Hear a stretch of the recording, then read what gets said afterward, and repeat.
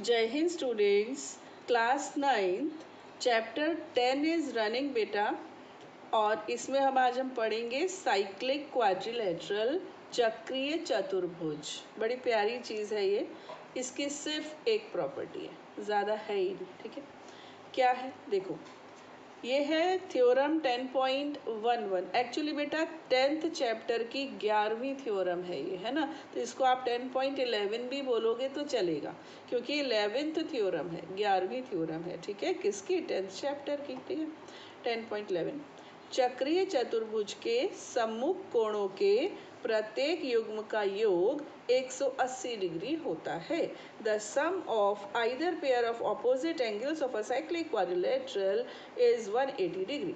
एक छोटी सी स्वीट सी बस एक ही इसकी प्रॉपर्टी है। उसके पहले हमें ये तो पता हो कि साइक्लिक क्वाड्रिलेटरल होता क्या है, चक्रीय चतुर्भुज।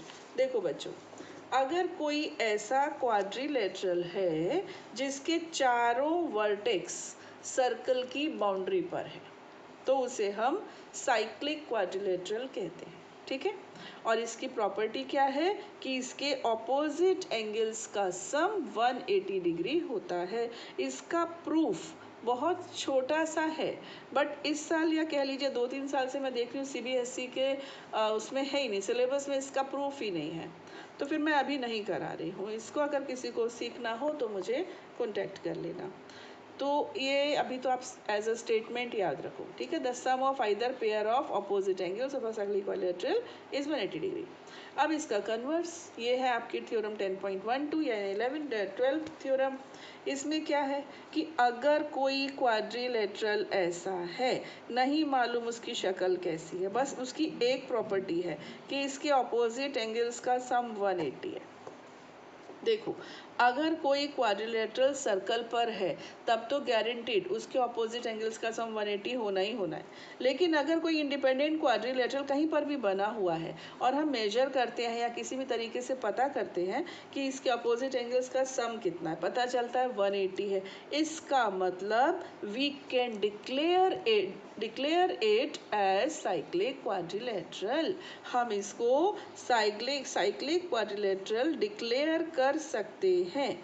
क्यों? क्योंकि जब हम इसको इसके एक सर्कल बनाएंगे, जैसे कि 3 पॉइंट से तो एक सर्कल जाते ही जाता है, आपको पता है 3 नॉन कोलिनियर पॉइंट्स होते हैं ना, 3 असमरेखीय बिंदु, उनसे होकर तो वृत्त जाएगा ही जाएगा। तो आप इन 3 से वृत्त बनाओ, वो चौथे से भी जाएगा, है ना। तो इसके चारों वर्टिसेस को टच करता हुआ एक यूनिक सर्कल ज़रूर होगा। तो एक ये बात सही है कि अगर साइक्लिक है तो अपोजिट एंगल सप्लीमेंट्री होंगे। दूसरा ये है कि अगर किसी के एंगल्स अपोजिट एंगल सप्लीमेंट्री हैं, इसका मतलब इसके चारों वर्टिसेस से होकर एक सर्कल ज़रूर पास होगा, और ये एक साइक्लिक क्वाड्रिलेटरल है। चलिए, अब हम exercise 10.5 we can start now. एक छोटी सी बात के बाद हम स्टार्ट कर सकते हैं। ये रहा क्वेश्चन नंबर 1।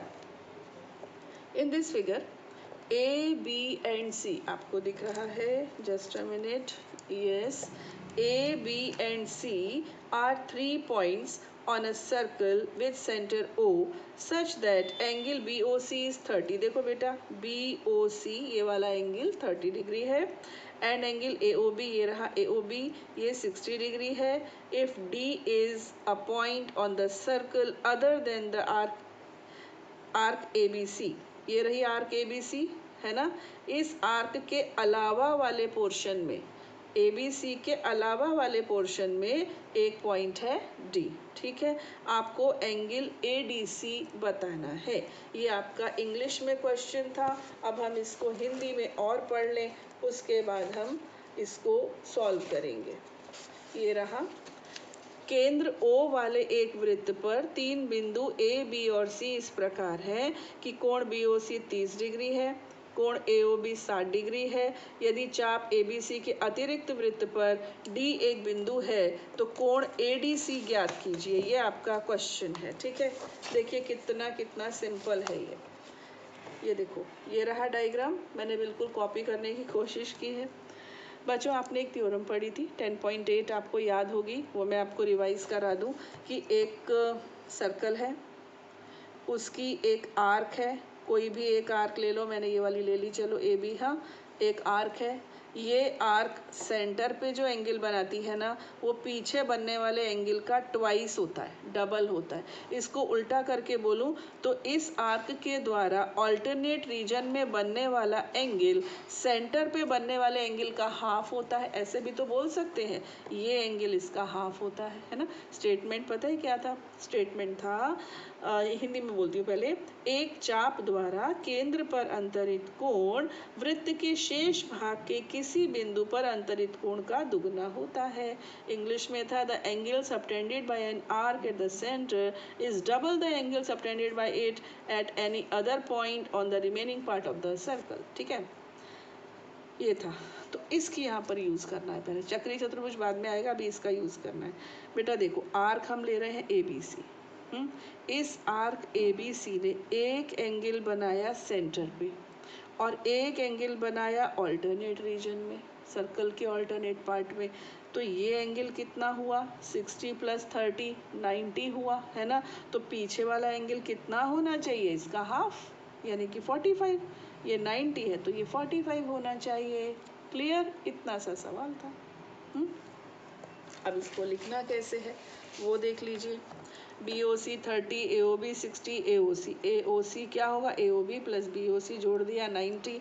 अब ADC क्या होगा? AOC का हाफ होगा, तो 90 का हाफ किया 45। यहाँ पर बेटा पूरा स्टेटमेंट लिखना, ये मैंने ऐसे लिख दिया थ्योरम 10.8, आप नहीं, आपको तो पूरा स्टेटमेंट लिखना होगा। ठीक है, now come to the question number 2। Here is the next question. किसी वृत्त की एक जीवा वृत्त की त्रिज्या के बराबर है। जीवा द्वारा लघु चाप के किसी बिंदु पर अंतरित कोण ज्ञात कीजिए तथा दीर्घ चाप के किसी बिंदु पर भी अंतरित कोण ज्ञात कीजिए। ठीक है, इसको मुझे इंग्लिश में भी पढ़ना होगा। Here is the question number 2। बेटा ये डायग्राम क्वेश्चन नंबर 2 का नहीं है, ये डायग्राम क्वेश्चन नंबर 3 का। इसका डायग्राम अपने को बनाना है। A chord of a circle is equal to the radius of the circle. Find the angle subtended by the chord at a point on the minor arc and also at a point on the major arc. Okay, देखो इसको, एक chord है, एक circle है, पहले तो है ना, एक सर्कल है, ये किसी भी रेडियस का है, इसकी एक कॉर्ड है। ये कॉर्ड कैसी है? रेडियस के बराबर है, रेडियस के इक्वल है। That means OA is equal to AB is equal to OB। ये रेडियस और ये भी R के ही इक्वल है। इसका मतलब OAB कैसा है? एक समबाहु त्रिभुज है ना, इक्विलैटरल ट्रायंगल है कि नहीं? अच्छा, इक्विलैटरल ट्रायंगल के तीनों एंगल 60-60 डिग्री के होते हैं, ये भी पुरानी बात है, हमको पहले से मालूम है। अब बेटा ये 60 है ना, तो सेंटर पे जो एंगल बनता है वो पीछे बनने वाले एंगल का ट्वाइस होता है। ये हमको थ्योरम 10.8 ने सिखाया है ना। तो अगर ये 60 है तो पीछे वाला इसका हाफ होना चाहिए ना, क्योंकि ये डबल होता है, इसका ये हाफ होना चाहिए। तो ये कितना होना चाहिए बेटा? ये होना चाहिए 30। क्वेश्चन में पहले माइनर आर्क के एंगल का नाम लिया है, फिर मेजर आर्क के एंगल का नाम लिया है, लेकिन जब हम क्वेश्चन को सॉल्व कर रहे हैं तो मेजर आर्क वाला पहले आ रहा है, कोई फर्क नहीं पड़ता है कि नहीं। चलिए, ये 60 का हाफ 30। अब कौन सा रह गया? अब ये रह गया।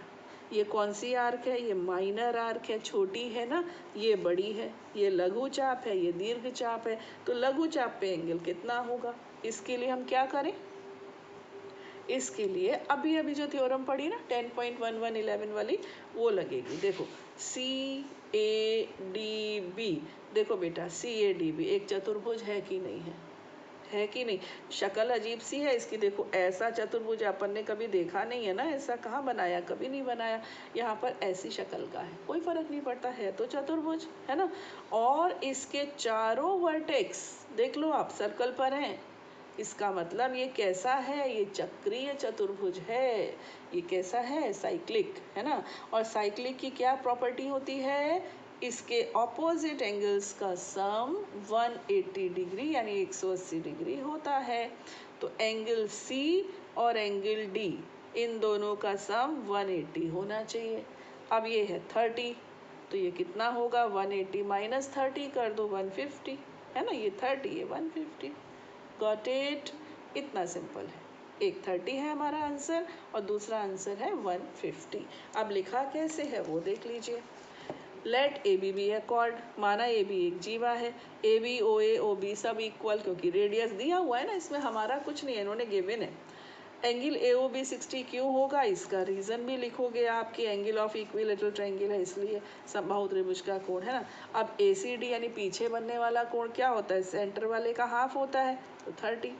अच्छा ए डी बी सी क्या है, एक साइक्लिक क्वाड्रिलेटरल है ना, साइक्लिक हो गया, इन दोनों का सम 180 होना चाहिए ना आमने सामने वालों का, तो आ गया। कितना सिंपल है ना। दोनों आंसर्स को आप यहाँ पर कर्ली ब्रैकेट में लिख देना, इससे क्या होता है थोड़ा इम्प्रेशन अच्छा पड़ता है। ए डी भी आपका आएगा 150, क्योंकि इन्होंने पहले इसका नाम लिखा है और फिर उसका लिखा है, तो हमने उसी को फॉलो कर लिया, ऐसे कर दिया, ठीक है। नाउ आज इस वीडियो में हम एक क्वेश्चन और ले लेते हैं, क्योंकि ज़्यादा बड़े नहीं है ना, छोटे छोटे हैं। क्वेश्चन नंबर 3, ये रहा फिगर।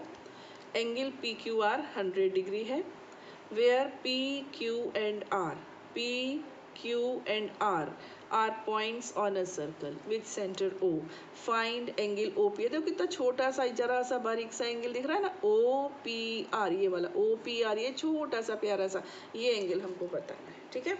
अब इस क्वेश्चन को मैं हिंदी में भी पढ़ दूँ, नहीं तो हिंदी वाले बच्चे मुझसे नाराज़ हो जाएंगे। ये रही आकृति, इसमें पी क्यू आर 100 डिग्री है, जहाँ पी क्यू तथा आर केंद्र ओ वाले एक वृत्त पर स्थित है, और एंगल ओ पी आर ये छोटा सा नन्हा सा एंगल हमें बताना है, ठीक है। चलिए अब मैं इसको कॉपी में जो मैंने सॉल्व भी करके रखा है वहीं से आपको समझाने की कोशिश करती हूँ। रेडी? अब हम ले रहे हैं पहली बार कौन सी arc, major arc, P R, minor नहीं ले रहे, मेजर वाली यानी दीर्घ वाली, ठीक है। तो ये वाली आर्क ले रहे हैं बेटा, बहुत ध्यान से देखना, ये नई चीज़ ले ली मैंने, पी क्यू मेजर आर्क है, ठीक है। अब ये जो पी क्यू है ये सेंटर पे कौन सा एंगल बनाएगी, ये वाला है कि नहीं, बड़ी आर्क है ना तो बड़ा एंगल बनाएगी। ये एंगल 180 से ज़्यादा है, और 180 से ज़्यादा हो, है ना, और 270 से कम हो, ऐसे एंगल को हम क्या कहते हैं, रिफ्लेक्स एंगल। याद आया, प्रतिवर्ती। 270 क्या 360 ले लो, 360 से छोटा हो, 270 नहीं 360 से छोटा हो, तो इसको हम कहते हैं रिफ्लेक्स एंगल यानी प्रतिवर्ती कोण। तो ये वाला एंगल है, ठीक। कौन सा एंगल है ये, जो आर्क पी आर, ये जो बड़ी वाली आर्क है ना पी आर, इसने सेंटर पे बनाया। अच्छा अब इसी आर्क ने पीछे भी बना दिया, उस एंगल का नाम क्या है, P Q are.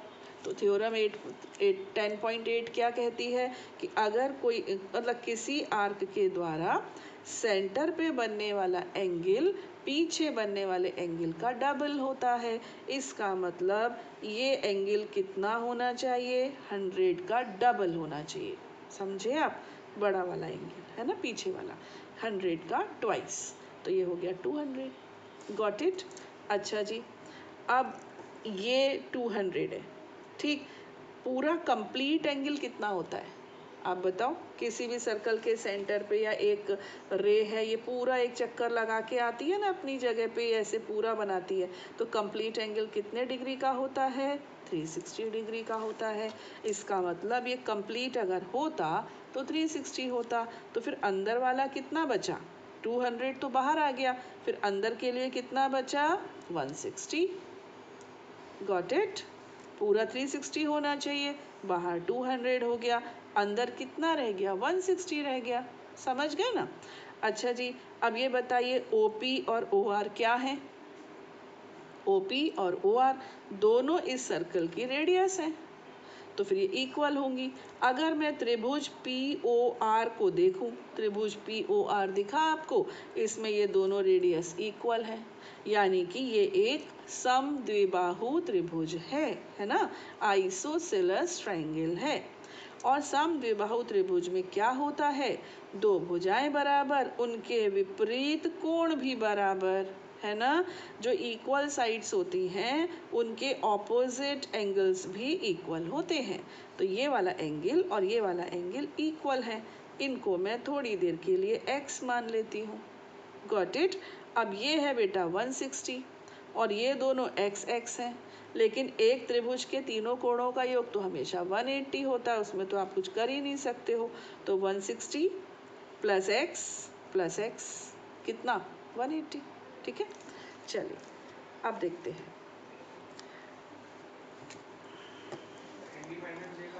Just a minute, ये देखिए यहाँ से शुरू करते हैं।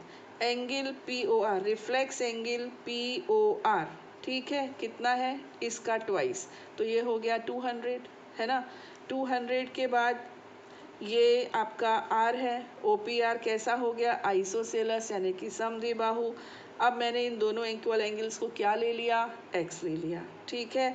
Now by angle sum property, इन तीनों एंगल्स का सम कितना होगा 180, और मुझे दिख गया मैंने गलत लिखा है, देखो P ये जो है ना POR नॉट QR, POR ये सेंटर वाला POR है ना, इसका सम, इसकी वैल्यू कितनी है बेटा 160 है ना, इसकी POR थोड़ी, POR की वैल्यू कितनी है 160। अब 160 इधर जाएगा, 180 माइनस 160 करने से ये कितना रह जाएगा 20, है ना। तो x क्या हो जाएगा, x हो जाएगा 20/2, कैंसिल करें तो 10, यानी कि OPR की वैल्यू जो ये मांग रहे थे ना वो कितने डिग्री का आया 10, वो दिख भी रहा है ना, देखो कितना बारीक सा एंगल है, मेरे रजिस्टर में तो बड़ा है, बुक में तो और भी छोटा है, वाकई वो 10 डिग्री का तो इतना ही होगा ना, बड़ा तो होगा नहीं। अभी बोलो क्लियर हुआ। इस वाले ट्रायंगल में ये 160, ये x, तीनों का सम 180 होना चाहिए, तो ये 10 होगा, ये 160 हो गया। ठीक है, तो इस वीडियो में बेटा इतना ही लेते हैं, आगे के क्वेश्चंस हम लेंगे अपने नेक्स्ट वीडियो में। ओके, टिल देन जय हिंद।